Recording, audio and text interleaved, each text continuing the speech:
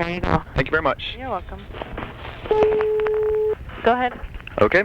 Hey, what's up, man? Hello, Vinny. How you doing, man? Good, how are you? Good, good, thanks. This is Adrian from Mohawk College Radio. Right on. And, yeah, how's it going, man? Where are you guys? Right now, I'm at home in Dallas, Texas. I'm leaving Monday, and we start in New Haven, Connecticut on Tuesday, so I'm excited. Right on, right on. Cool. So, what have you guys been up to then lately?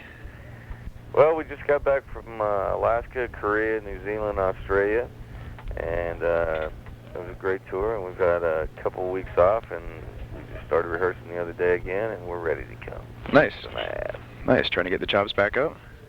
And you don't really have to try if you've been doing this that long. It's just, we wanted to put some different stuff in the set, and we were going over some things, and I'll be heading to rehearsal here in a bit. Excellent, excellent.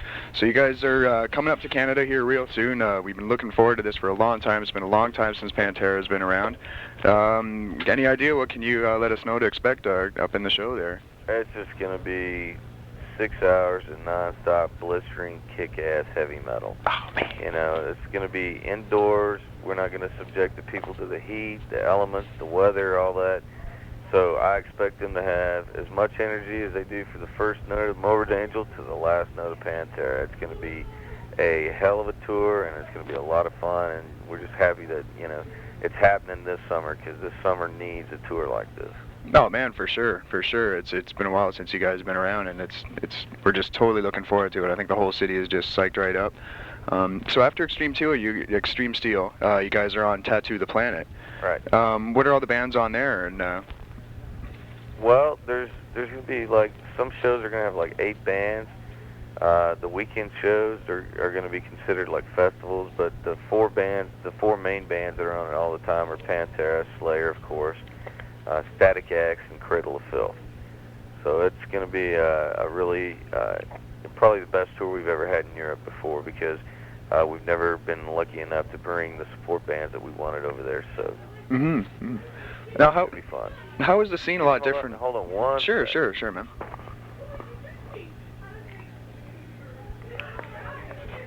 All right, go ahead. Okay, yeah, we're just wondering, how is the scene over in Europe a lot different than over sort of North America here? I would just say it's not real different, other than the fact that they're more involved in,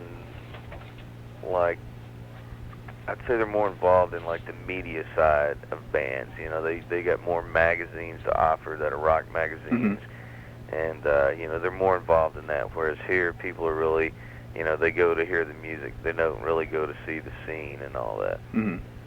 And how about reactions from the crowd? Is there just any certain place that sticks out where the fans are just totally sick and they're just wrecking the place? They're awesome everywhere. I mean, we've played in just about every country on the face of this planet except India and China, and whether they understand the language or not, it's always been the same thing. They get the emotion, they get the music, and they move, and that's always been important.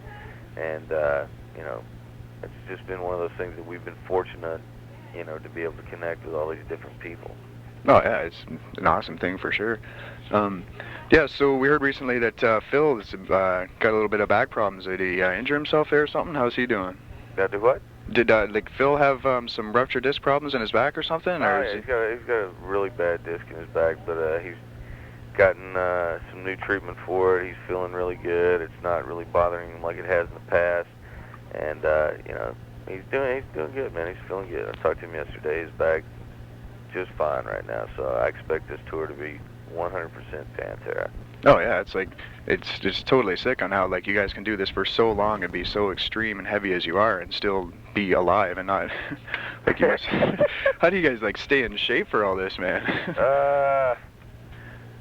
I don't know. I just say, my philosophy on life is every day you wake up on this side of the grass is a good day. The day you wake up on the other side of the grass, something's wrong. Yeah, that's it. Right on. Cool. So we also heard you're starting to write an article for Revolver Magazine. Can you tell us anything about that at all? It's just going to be a column where people can just ask me some questions, and I'm going to give them my quote-unquote philosophy, like I just did a minute ago, and I just it's something different for them to read and a different point of view, and I'm looking forward to having some fun with that. Right on. Right on. Now, just a little bit about the album here. This is your first, like, fully produced thing. You and your brother produced this whole thing, did you not? Or? Yeah. I mean, I co-produced all the previous records, so I definitely understood the role between drummer, producer, the whole 9 yards. And really, there wasn't anything different between this record and any of the other records we'd done in the past, other than the fact that there was no deadlines on us. You know, that we didn't even let the record company know that we were working on the record. You know, so we really got to work at our own pace for the first time, and really had a chance to, you know, write, rewrite, rearrange, just really give the songs a second look and really get the most out of them. Right on. Right on. You have your own studio there now in Texas. Is it the same place you recorded Trendkill at? Oh, yeah. Right on. Right on. Cool. So, so all these bands that you're touring around with, seems to be a whole different styles, everything from Static X to Morbid Angel, and bands that you've sort of toured with the last few years. Who's really, you know, keeping your eye these days? Who are you listening to, and who do you really find, like, when you're sitting there watching them, that are really just blowing you away? I dig Godsmack, man. I mean, we got to be really good friends on Ozfest. It's just a straightforward, kick-ass rock and roll band, and I really dig what they do. And then, you know, I've been a fan of the Deftones forever. They toured with us several times, and you know, I dig the direction that they're going with White Pony. The Zony thing is really cool, and it's just a cool band to check out. And then right now, you know, it's not heavy, but I'm really onto that Tantric record, man. Those guys are killer. No, right on, right on. Cool. So, oh man, there's just so much to do. You got any plans for a fourth home video? Oh yeah, it's in the works right now. Dom and Bobby are probably over there on the editing machine as we speak, and we're trying to get that thing ready for you know, Christmas time release is what we're trying to look at. Excellent, excellent. Is it going to be? I just assume it's going to be as intense and crazy as the rest of them. Continuation of the madness. Right on. Yeah. So just on the last tour, man, what are some of the most incredible, sick things that have been happening? Has there just been any shows that just stuff blowing your mind, just intense, crazy stuff? Man, I mean, they're all there, you know. People always ask me, what's the craziest thing that ever happened, you know, and I can't ever come up with anything, because to me, it's all normal, you know. It's kind of part of what happens, you know, but, you know, we're the same guys that always like to have fun playing and just enjoying, you know, being around the fans, going to the strip bars, going to the casino, whatever every town has to offer. Bring it. I want to borrow it for a while until I have to go to the next town, you know. Yeah, that's it, eh? That's it. Cool. Now we know that Phil has actually been into like a couple sort of side projects, sort of solo things. Have you been doing anything? I heard a while back. Was it called like Tres Diablos? Was it just you and? Me, Diamond Rex did the Tres Diablos thing, and really that was just. I think we did that before we were doing Trendkill. You know, we were waiting on Phil to come down and start writing some stuff with us, and we were kind of just hitting some chops and getting our stuff together, and we were just playing some ZZ Top songs and having some fun with it, you know. And we actually recorded 2 or 3 songs, and Heard It on the X was one of them, and they called, and you know, from the I don't know, ECW, I guess it is. Oh yeah. And you know, wanted a track from Pantera, and we said, well, you know, we're about to start making a new record, but in the meantime, the 3 of us, known as Tres Diablos, threw this Heard It on the X, and they go, wait, X, that goes with our wrestling theme, you know, and they loved it, so that's how that came about. And then the last project we've been involved in is, you know, we've been jamming with this guy named David Allen Coe, who wrote Take This Job and Shove It, and Jack Daniels, If You Please, and it's kind of like a country metal hoedown, you know. We got like 10 songs recorded, and we just got to get around to, you know, find a time to mix them, but it will definitely come out sometime in the near future. Awesome. Awesome, man. Cool. So I have to ask, what do you think about Troy Aikman retiring? Heartbreaking. I mean, that's my alias. I've been going by Troy Aikman for 10 years, you know. I mean, he's not the reason why the Dallas Cowboys suck, you know. The reason why the Dallas Cowboys suck is because he's got nobody to throw the ball to, nobody blocks.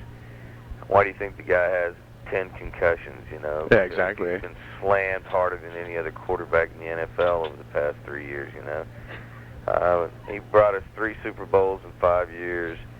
You know, dude's a hero in my eyes. I love him, and I wish him the very best.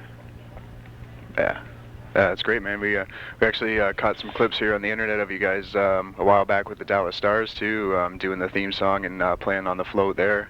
That's right. The Stanley Cup got dented at my house, baby. Oh man, that's awesome. My friend Guy Carbonneau tossed it right off the balcony, and it didn't quite make it. It went doink and then bounced in. That's how the infamous dent got in it. And no, I've been really a huge hockey fan ever since the Stars came to Texas. We didn't know a lot about hockey till they came here, but it is, without a doubt, the greatest sport on the face of the earth. We want to thank all you Canadians for giving us that sport. And we were happy enough to see a team go from nowhere to winning the Stanley Cup, and then sad enough to watch them from being almost good enough to win it last year to not even getting past St. Louis this year. So, yeah. And you guys were so close. Oh, I know, man. Jersey. You almost had them. It's heartbreaking, man. It's heartbreaking. That was a war. They came out. You know, that's the funny thing about NHL. You know, Toronto sucked during the regular season, and they kicked it up like 10 notches in the playoffs. I mean, they were good in the playoffs. Oh man, yeah, it was totally exciting. We've just been, it just seems like a curse that hangs over our head. We're just waiting to win it, waiting to win it. We get so close and then fall on our faces. Yeah.